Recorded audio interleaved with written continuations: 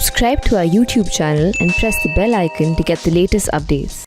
The Print Off The Cuff, presented by IIFL Wealth and Asset Management, corporate partner AU Small Finance Bank, in association with global insurance brokers Airline Partner SpiceJet, in alliance with Indraprastha Apollo Hospitals. I think people are listening, and I think sometimes one has to try and do these things a little differently. So, a few years ago, the Godrej Group, they're very big in real estate in Mumbai, as you know. They invited me to talk to their group, and I think the Godrej Group really is an unusual sort of organization. In the They are very sensitive to all these concerns. They're very far-seeing, and they've preserved 10,000 acres of mangrove forest. Yes, right. On the edge of Mumbai. I mean, they could sell that land for, I don't know how many billions. But they've actually preserved it. It's a really remarkable thing if you consider, in comparison with other industrial houses, which are just busy destroying forests at an incredible rate.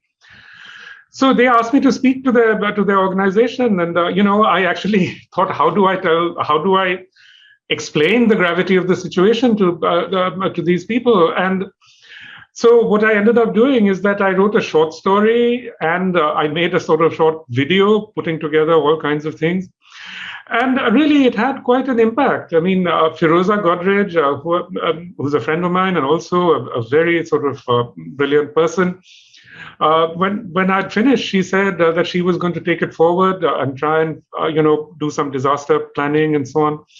And so in one way or the other, I do think that it's had some impact, Yes, it's quite a sight. It's quite a stunning sight. In fact, if you go over that Eastern Expressway in Bombay, you can see to your right. It just spreads like that. And I also marvel, how did it survive in Mumbai? And to know that this is private property, and yet it's allowed to survive, it takes some doing. But what about the governments? What about the establishments? They still go on arguing about this and that. Where do you place the debate right now globally? Well, what I would say really is that every government around the world has learned the language of greenwashing. Pretending to do things while at the same time, in a different way, just undoing everything, really. And this is true around the world. I mean, you look at Justin Trudeau. On the one hand, he talks a lot of greenwashing talk and seems very woke and so on. But at the same time, he's allowing more and more exploration for fossil fuels. Yeah. It's a similar situation over here. But I think it's in many ways particularly bad in India, I must say, because, on the one hand, there are people the government talks a lot about climate and so on, climate change. But, just the most basic fundamental things, like this coastal highway that they're building in Mumbai, it's absolutely mad. I mean, anybody can see that, sea level rise will completely threaten this coastal highway. Indeed, even as Mumbai stands today, as this commissioner said, half of it is going to be underwater. In the middle of this, building this highway, it just makes no sense at all to my mind.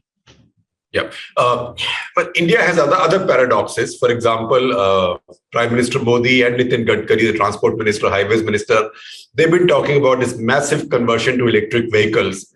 But at the same time, we've just seen the situation that's been highlighted by the coal shortage, that our power production is still nearly 70% dependent on coal, despite all the advances we might have made in renewables. 70% is a lot. And China is not much better. Yeah, neither India nor China. There's a heavy dependence on coal. This is the most easily available fossil fuel in both India and China. So both India and China are very dependent on them, but we can't forget actually that, this is also the case in many other parts of the world. I'm not sure what exactly the figures are for the United States or for Germany for that matter. But that enormous dependence on coal remains across the planet. And, but, I would say it's certainly that, I'm sure you've been to China and seen they've moved very fast towards electric vehicles. I mean, it's absolutely stunning. I mean, when you're there, even the scooters and, all those electric bicycles and so on, it's incredible. And look at the number of Chinese companies that are now competing with Tesla, for electric vehicles. It's really remarkable. Also, they've cleaned up the air around their cities really brilliantly. I mean, I remember Beijing. I think I first went there in 1986. So I remember sniffing Beijing air then, and now it's another place. It's absolutely incredible. I remember Guangzhou, like 20 years ago, when I first went there. You would never see the sun. And then 10 years later, the skies were clear. It's really amazing what they've succeeded. Whereas, I don't need to tell you this. You're in Delhi. You can see what an environmental disaster Delhi has become. Yeah, and Delhi has peculiar problems that we know. We know that around this time, inversion of air takes place.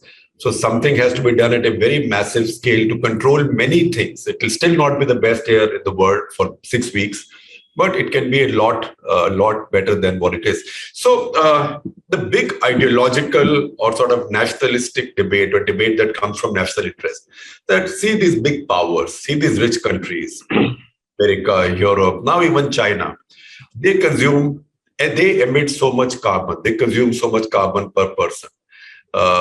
They are the ones who should be cutting. Why are you stopping countries, really poor countries like India, which are just moving up the value chain a little bit? Why should we pay the price for the excesses done by others? So that is where the debate gets stuck. And I see a lot of our Hindi press, for example, and I see this is an argument that people find very persuasive.